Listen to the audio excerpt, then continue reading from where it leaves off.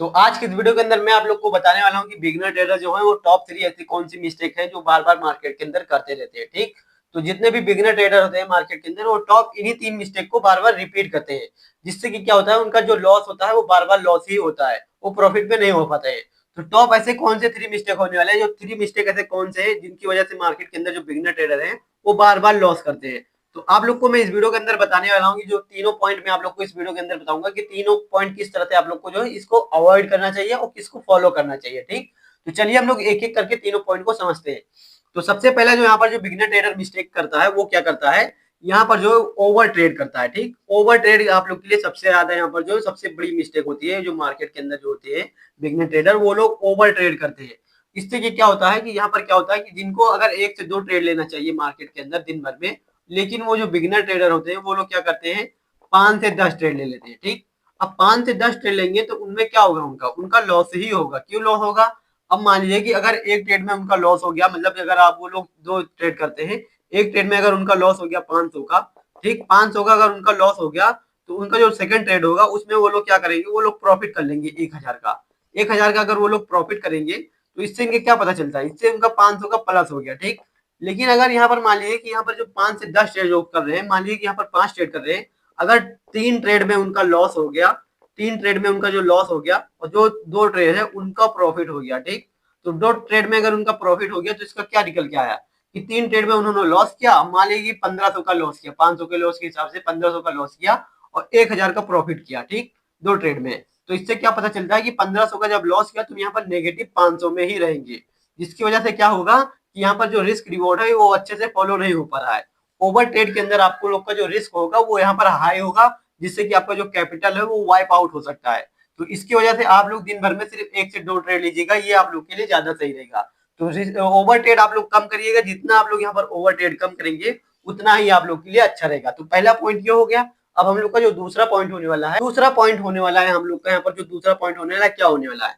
दूसरे पॉइंट के अंदर आप लोग के लिए सबसे ज्यादा जो इम्पोर्टेंट चीज है वो है आप लोग के लिए यहाँ पर जो है रिस्क मैनेजमेंट, कि किस तरह से आप लोग यहाँ पर जो रिस्क को मैनेज करते हैं, ठीक?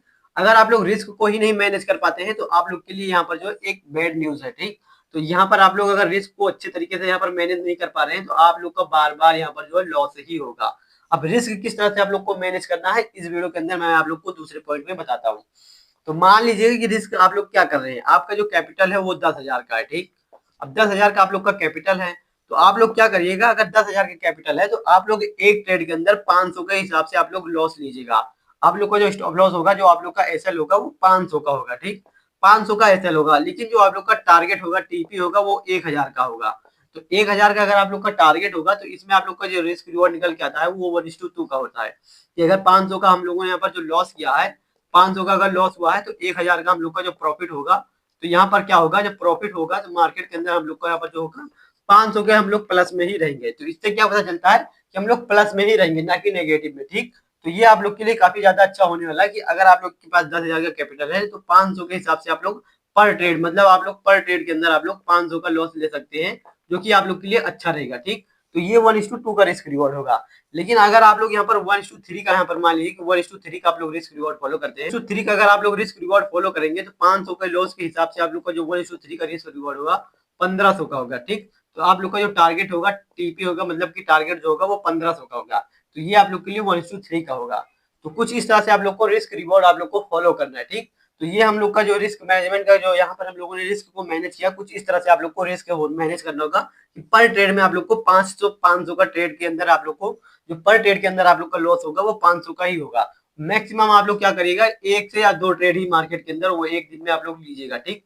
एक दिन के अंदर आप लोग 1 से 2 ट्रेड, ओवर से ओवर आप लोग अगर ज्यादा करिएगा तो 3 ट्रेड, बस 3 ट्रेड के ऊपर आप लोग नहीं जाइएगा। लेकिन आप लोग कोशिश यही करिएगा कि मार्केट के अंदर एक दिन में आप लोग 1 से 2 ट्रेड ही लीजिएगा।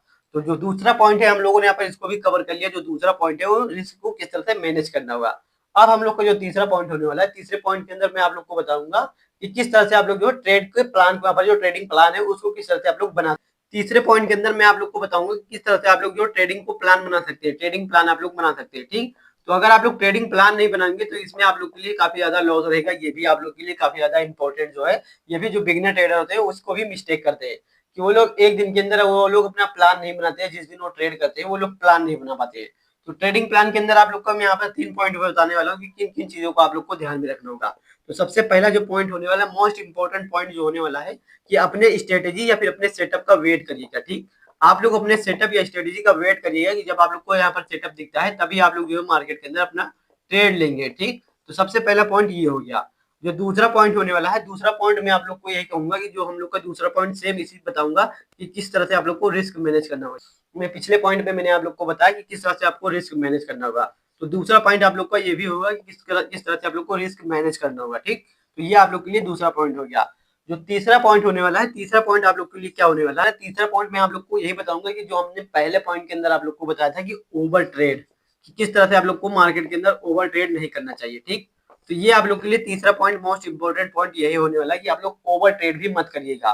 तो ट्रेडिंग प्लान के अंदर आप लोग ये तीनों पॉइंट आप लोग को नोट करना होगा। सेटअप का इंतजार करिएगा, सेटअप का वेट करिएगा और रिस्क को मैनेज करिएगा।